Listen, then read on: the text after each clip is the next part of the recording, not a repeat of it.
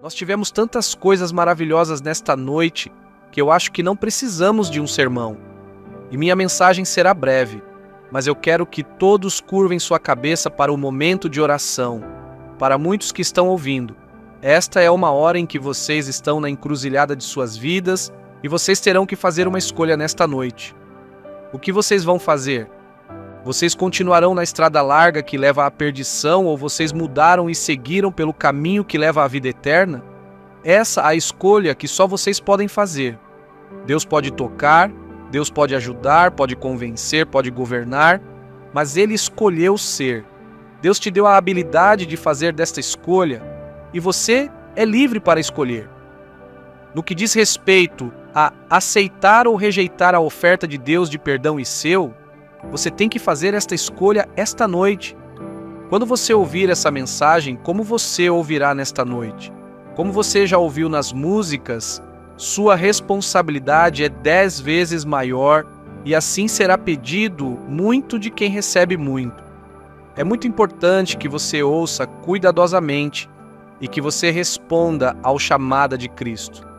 Pai nosso, oramos para que o Espírito Santo convença do pecado, da justiça e do julgamento e que muitos digam sim para Cristo nesta noite. Nós oramos em nome de Jesus. Amém.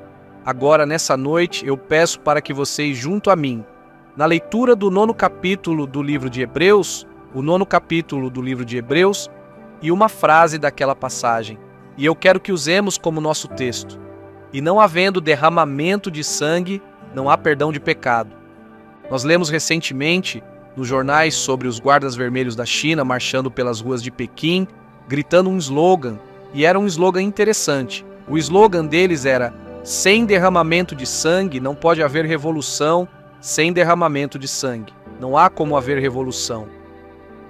O ex-presidente do corpo de estudantes da Universidade da Califórnia, que agora é um cristão, disse a um dos meus associados recentemente que o sangue é um símbolo da Revolução Mundial. E ele disse que muitos dos campos da universidade atualmente, o sangue tem se tornado o símbolo da Revolução. E ele declarou, ele nunca teria se tornado cristão se não tivesse escutado a mensagem que sem derramamento de sangue não há perdão dos pecados. Estou certo que todos nós em que o senador Kennedy foi morto no hotel aqui em Los Angeles, eu acho que todos lembramos-nos de termos visto aquela piscina de sangue no chão pela televisão. Ou quando o presidente Kennedy foi assassinado em Dallas. Ou quando a senhora Kennedy voltou de Washington e o sangue ainda estava em seu vestido. Ou quando Martin Luther King, como ele estava naquela varanda, aquele motel em Memphis, Tennessee, sangue e muito de sonhos que quase todas as religiões do mundo têm usado o sangue como um símbolo ou têm usado o sangue como um sacrifício para seu Deus ou seus deuses. Eu me lembro quando estava na faculdade, eu fiz a minha faculdade em antropologia e minha tese foi sobre o sangue de outras religiões. É muito difícil encontrar uma religião do mundo que não utilize o sacrifício de sangue, por exemplo, os índios astecas lá na América do Sul, no Peru, que matavam 20.000 pessoas todos os anos em seus altares para fazer sacrifícios para seus deuses. De onde eles tiraram essa ideia? Ou no Havaí. Não faz muito tempo que lemos nos jornais que eles ofereciam sacrifícios humanos para o vulcão. Eles estavam em Moscou há um tempo e eu perguntei à minha guia, por que a estrela vermelha? O que ela significa? Seria vermelha e em 5 pontas. Ela disse que não sabia e disse não. Ela disse, a estrela vermelha tinha a ver com os 5 continentes do mundo. E o vermelho tem a ver com o sangue que tem que ser derramado antes de todos os continentes do mundo se tornarem sua. Em nosso jornal. E nós lemos todos os dias o sangue que está sendo derramado no Vietnã. Aqui temos aulas de country. Nós temos sobre um monte de pessoas que todos os anos são mortas nas estradas, sangue derramado. O crime que é cometido, o sangue derramado. Um dos livros mais populares dos últimos anos é o livro de Truman Capote, A Sangue Frio. Há algo que nos afasta, mas há algo que nos fascina sobre o sangue. É quando nós pegamos a Bíblia. Há muitas pessoas que espantam o que a sangue é de Gênesis ao Apocalipse. Por que há tanto sangue na Bíblia? Eu já fiz muito essa pergunta. De fato, é um período da minha vida que foi uma pedra no meu caminho. Por que havia tanto sangue?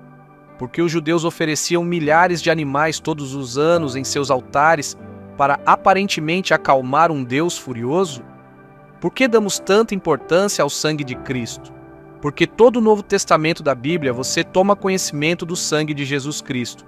Toda vez que você pega o pão e o vinho durante a ceia da sua igreja, você é lembrado do corpo que foi castigado, do sangue que foi derramado, e o vinho que você usa na ceia da sua igreja é o símbolo do sangue que foi derramado na cruz. De onde veio essa ideia? Quando você lê o livro de Levítico, capítulo 17, verso 11, diz: "Pois a vida de todo ser vivente está no sangue. E por isso Deus mandou que o sangue dos animais oferecidos como sacrifício fosse derramado no altar, a fim de conseguir o perdão. Pois é o sangue, isso é a vida que tira os pecados." Em outras palavras, a Bíblia diz que você precisa reparar os pecados, você precisa de perdão, você precisa reconciliar-se com Deus. E só existe uma forma de fazer isso, e é através do sangue. Bem, a questão é que você vem a mim nesta noite. E por que sangue? Porque Deus não usou outra coisa, porque Deus exige sangue. Você sabe, a ciência ainda não descobriu o que é a vida realmente. E existem pessoas que acham que dentro de alguns anos a ciência será capaz de trazer um ser humano. Mas eles estão errados. Eles podem conseguir fazer um corpo, um cérebro, mas nunca serão capazes de fazer um espírito, uma alma. Isso é o que nos diferencia o homem do animal. O homem tem um espírito feito à imagem de Deus. Nós vivemos em um corpo, temporariamente em um corpo, mas nosso espírito, nossa alma, são eternos, feitos à imagem de Deus. Bem, no nosso sangue circula a cada 23/2, de forma que cada célula do nosso corpo é constantemente alimentada e limpa o tempo todo. O sangue retira todas as impurezas sem contaminação. É a substância mais misteriosa do corpo. É composto da vida do corpo em cada um de nós, aqui, nesta noite. Negro, branco, vermelho, amarelo, rico ou pobre. Somos todos ligados, somos ligados pelo sangue. Com Adão, Deus fez um único sangue. Todas as nações de homens que habitam a face da terra. Todos nós temos uma origem comum em Adão. Todos nós temos o mesmo sangue, o mesmo parentesco de sangue. Melvin é o meu irmão, mas todos vocês são meus irmãos e irmãs pela criação. É um sentir especial. Você conhece Cristo? Nós somos irmãos e irmãos, membros de um grupo especial chamado na Bíblia de o corpo de Cristo. Mas é o sangue de Adão que corre nas minhas veias. Não importa se você é negro ou branco, judeu, gentio, pagão ou culto. É o sangue de Adão que te causou o problema. Porque veja que o sangue carrega a sentença de morte, e a corrente sanguínea foi contaminado por uma doença chamada pecado. E as Escrituras dizem, Romanos 5,12, pecado entrou no mundo por meio de um só homem, e o seu pecado trouxe consigo a morte. E como resultado, a morte se espalhou por toda a raça humana porque todos pecaram. Deus disse a Adão e Eva: no dia em que vocês se revelarem a mim, no dia em que vocês comerem deste fruto, se vocês comerem, se vocês se rebelarem, vocês morrerão. O homem deliberadamente quebrou a lei de Deus e então a sentença do homem caiu, e é a morte. Não apenas a morte física, mas a morte eterna, separação de Deus, julgamento, inferno separado de Deus e da vida de Deus por causa do pecado de Adão. Eu sou parente de Adão.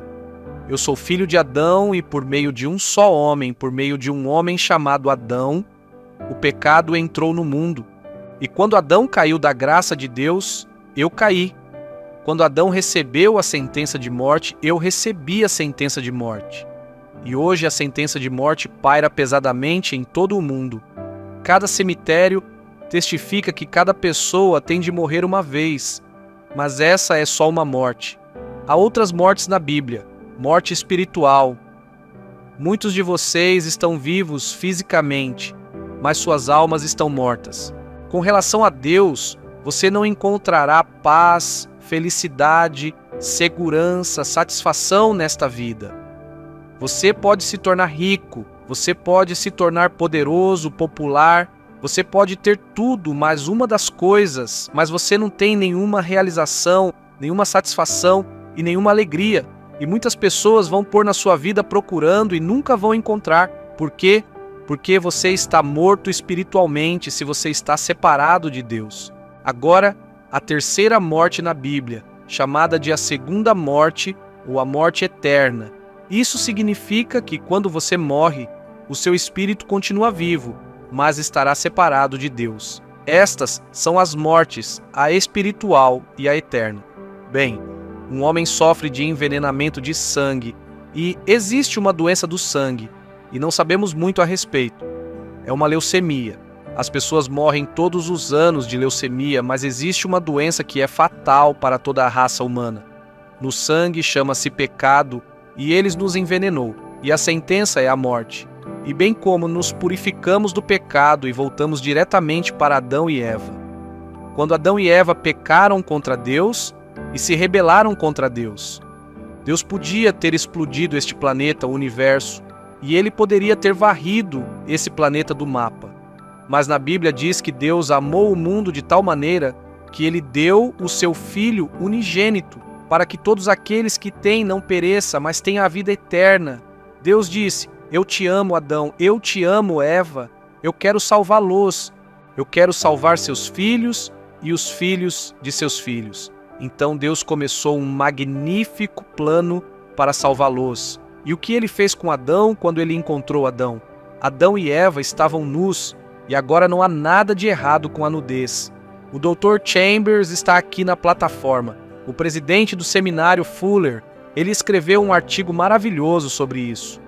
Bem no começo, a nudez foi a escolha de Deus, mas ele se tornou deturpado, distorcida por causa do pecado, e o homem se sentiu envergonhado, porque então ele estava consciente e não era mais inocente. Tentou costurar folhas e se esconder, mas ele não conseguiu. Muitos de vocês nessa noite estão construindo folhas de figueira para tentar se esconder. Vocês esperam que, por causa da vida bastante decente que levam, porque tratam os outros bem? Por que vocês talvez pertençam à igreja ou tenham sido batizados com todas essas coisas? Vocês poderiam, de alguma forma, evitar Deus e vocês, de alguma forma, poderiam ir para o céu.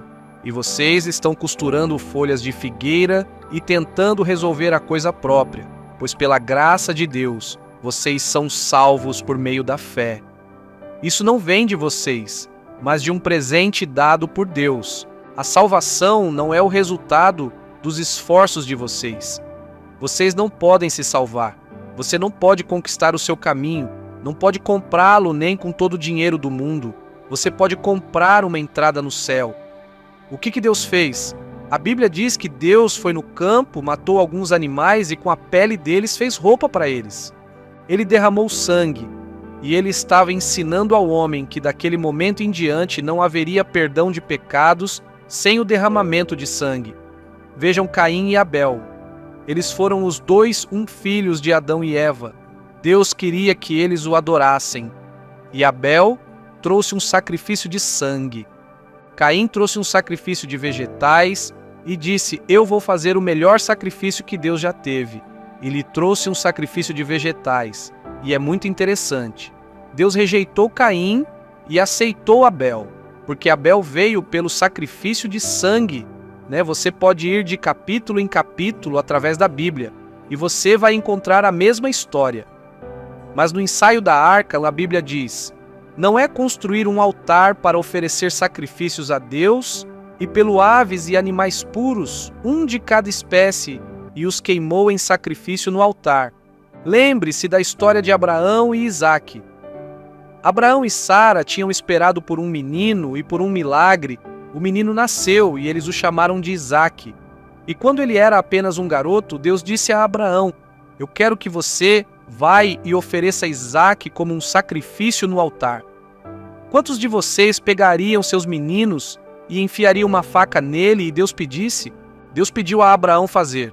Você diz: quão cruel, como primitivo, quão bruto.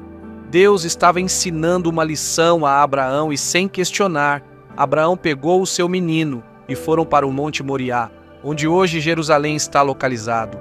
Ele amarrou seu filho sobre o altar, levantou a sua mão com uma faca e enfiar no coração do seu filho sob o comando de Deus. Quando Deus parou a sua mão no ar, Abraão olhou em volta e viu um carneiro preso pelos chifres no meio de uma moita. Abraão foi e pegou o carneiro e ofereceu como sacrifício em lugar de seu filho. Deus estava dizendo a Abraão: aquele carneiro deve ser oferecido no lugar do teu filho. Deus estava apontando para o dia, centenas de anos no futuro, que ele ofereceria o próprio filho como cordeiro de Deus que tira o pecado do mundo. Você se lembra daquela noite no Egito? Deus disse: eu vou destruir todos os primogênitos do Egito como julgamento. E ele disse: eu quero que todos vocês, israelitas, peguem um cordeiro e matem o cordeiro, e então peguem o sangue e passem no batente da porta. O sangue no batente das portas será o sinal para marcar as casas onde vocês moram. E eu verei o sangue e não passarei. E eu não darei o julgamento para nenhuma de vocês que tem sangue lá. Não é quando você olha para as suas boas intenções, para as suas lágrimas, para as suas obras. Eu passei por vocês sem parar. Quando eu olhar o sangue, eu posso ver aquela noite do Egito. Um pai, ele mata o cordeiro, coloca o sangue no batente da porta, e então a pequena família se senta para comer. O filho mais velho, que está muito nervoso, e ele diz: papai, eu não tenho vivido uma vida muito correta, e papai, eu falhei com o Senhor, eu falei com Deus. Eu tenho sido um pouco religioso, mas papai, eu tenho certeza que o sangue é suficiente. Eu tenho certeza, porque o sangue está lá. E o pai olha para o seu filho mais velho e diz: filho, meu Deus não disse o quão bom você deveria ser. Ele disse: quando eu vir o sangue, eu passarei e não pararei. E naquela noite, cada família israelita foi salva e o sangue estivesse lá. Aí você diz: isso é bobagem. Isso é exatamente o que a Bíblia diz sobre a cura de Cristo. Quando Cristo morreu na cruz e derramou o seu sangue por nossos pecados, nós dissemos: isso é bobagem, isso é ridículo. Nós tentamos explicar, tentamos racionalizar, nós não somos capazes. A Bíblia diz que para o mundo pagão, para o mundo que está longe de Cristo, é loucura, é ridículo, é idiotice, pois aquilo que parece ser loucura de Deus é mais sábio do que a sabedoria humana, porque Deus escolheu o sangue. Eu acho que um dos motivos é para nos ensinar o quão feio é o pecado. Veja que nós diminuímos o pecado, não levamos o pecado a sério. Ele é repulsivo. No momento em que vemos o sangue, queremos nos afastar, e o sangue sempre nos lembra dos nossos pecados. Quando eu vejo o sangue de Cristo, eu sou lembrado que eu sou um pecador. Eu sou lembrado que Deus me ama, eu me afasto, Ele me enoja. E esse é o jeito que o pecado é visto para Deus, Ele já deu. Ele se afasta de nós por causa do pecado. Quando eu vir o sangue, eu passarei por vocês sem parar. E vejo no Novo Testamento, nosso Senhor estava chorando com pena de Jerusalém e suava gotas de sangue no jardim, e então na cruz estava morrendo, e seu sangue escorria pela sua face e suas mãos pelo seu lado, pelos seus pés. Por 14 vezes, ele previu a sua própria mão e disse a Nicodemos: assim como Moisés no deserto levantou a cobra de bronze numa estaca, tem também o Filho do Homem, tem de ser levado. O sangue de Cristo é mencionado no Novo Testamento 255 vezes, porque a Bíblia diz: em primeiro lugar, o sangue resgata, sabendo que não foi as coisas corruptíveis, como a prata ou o ouro, que fostes resgatados da vossa vã maneira de viver, que por tradição recebeis vossos pais, mas como o precioso sangue de Cristo, como um cordeiro imaculado e incontaminado. A salvação é gratuita para você, mas custou para Deus o Filho dele, que derramou o sangue dele prontamente, voluntariamente, por você. A palavra resgate significa comprar de volta, porque a Bíblia diz que você é um escravo do pecado. Quem peca é escravo do pecado. Jesus disse em João 8,34. Quanto de vocês aqui nesta noite? Um escravo de algum hábito, um escravo do orgulho, da inveja, do escravo do preconceito? Vocês não querem ter preconceito contra os negros? Você gostaria de se libertar disso? Mas você tem escravo de algo secreto, pecado sexual, de que ninguém sabe. Você gostaria de se libertar, mas você não consegue. Você está ligado escravo de alguma droga. Você tenta esconder, mas está lá. Você sabe aquela secreta? Bem lá no fundo você é escravo. Você consegue se libertar. Jesus disse que nós somos escravos do pecado. E ele disse: "E vim te comprar de volta, e dei meu sangue para comprar de volta." E pode te libertar nesta noite, e pode te trazer a paz, a alegria e certeza que você nunca conheceu antes. Se você deixar Ló, você lembra do livro Escravo do Desejo? Você rejeita Deus e se torna escravo do pecado. Quando você aqui nessa noite tem feito o mesmo, você não rejeitarão a Deus abertamente, mas através da sua vida, pelo seu jeito de viver, pelas suas atitudes. Você é um escravo nessa noite. Você gostaria de se libertar? Ele morreu para libertar você. Segundo ponto, a Bíblia ela ensina que nós fomos declarados justo pelo sangue. Romanos 5:9. Fomos declarados justos pelo sangue de Cristo com toda certeza. Por meio dele seremos salvos da ira de Deus, o que significa que fomos declarados justos. Significa ser declarado justo como se eu nunca tivesse pecado. Ser colocado ao lado de Deus como se nunca tivesse cometido nenhum pecado. Pense sobre isso por um momento. Deus não apenas te perdoa, você gostaria de ser perdoado, mas Ele faz algo mais. Ele te declara justo, como se o pecado nunca tivesse sido cometido. Isso é feito pelo sangue de Cristo. Somos declarados justos pelo sangue de Cristo. Não se pergunte como eu não sei. Eu aceito isso pela fé. Eu quero dizer uma coisa. Quando eu chegar na entrada do céu, eu não vou dizer: Senhor, meu nome é Billy Graham. Eu era um pregador. Eu vou dizer: Senhor, eu estou aqui alegando nada além do sangue. Essa é minha única senha. A cruz onde a minha salvação foi realizada. Mais do que o perdão, Deus te faz puro e limpo para você viver a sua vida quando você estiver diante de Deus. A Bíblia diz: Ele não pode nem mesmo lembrará dos seus pecados. Pense nisso. Você pode lembrar deles, mas Deus, Ele mesmo, Ele não irá lembrar, porque você é declarado justo como você nunca tivesse cometido pecado algum. Então a Bíblia diz que o sangue nos faz todos iguais, uma língua, um idioma, uma raça. Perceba que quando você vem para Cristo, você se torna membro de um único corpo. Que maravilhoso é ter um membro do corpo de Cristo, de todas as línguas do mundo, de todas as raças do mundo. Deus, nesse momento, está reunindo pessoas pelo seu nome, e eles estão a milhares de lugares que você nunca sonhou, e a porta pode ser aberta enquanto Deus olha para a China. Estamos aqui. A China hoje é um campo missionário fechado, mas se você pudesse ver a China como Deus vê, veria que Deus tem o seu povo aqui e em todo lugar. E eu suspeito que um dia, quando a cortina for levantada, nós escutaremos histórias de avivamento na China que o mundo nunca conheceu. Eu tenho certeza que isso é verdade, e a Europa Oriental nesta noite Deus está trabalhando. Nós somos membros do mesmo corpo. Quando eu encontro cristãos nesse verão, passaram e encontrei cristão na Europa Oriental. Encontrei cristãos na Rússia, na Tchecoslováquia, Bulgária, Romênia, Hungria.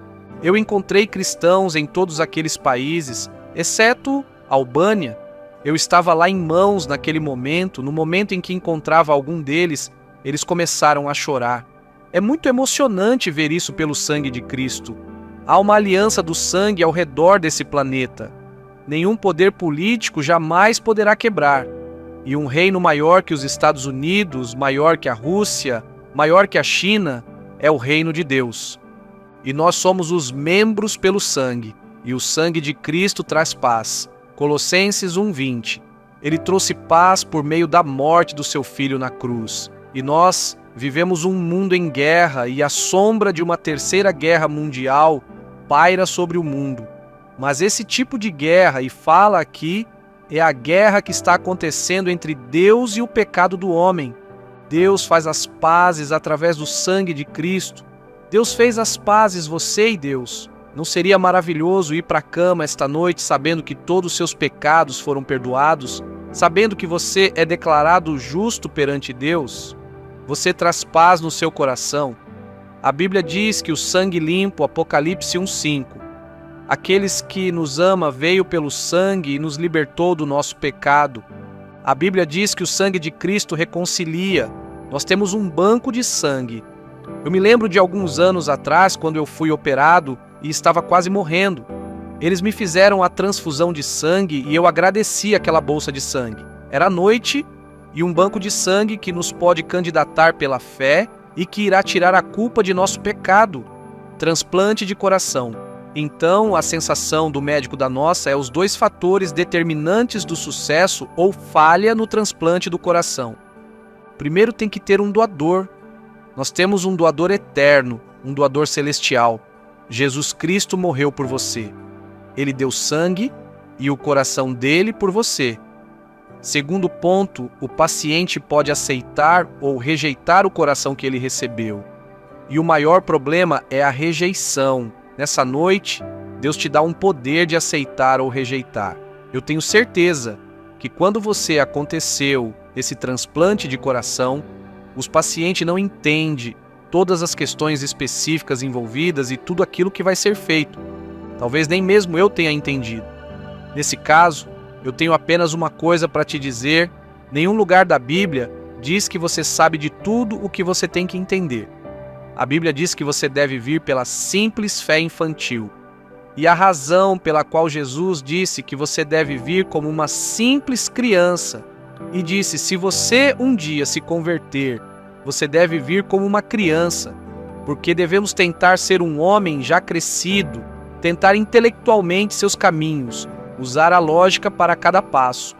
Você vai tropeçar, porque Deus não nos permitiu conhecer apenas pela sabedoria. Você tem que vir pelo que para muitos é a loucura do Evangelho. De fato, a mensagem da morte de cruz, a loucura para que estão perdendo, e é outra palavra que você tem que aceitar e se tornar um tolo pelo amor de Cristo e recebê-lo pela fé e fazer algo que possa parecer um tanto ridículo.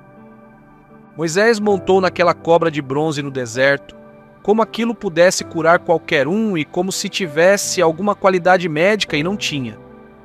Mas Deus queria que aquilo fosse um símbolo de fé. Veja, Deus quer que você agrade com a fé. A fé agrada a Deus mais do que qualquer outra coisa. Tenha fé em Cristo, tenha fé que Ele morreu por você.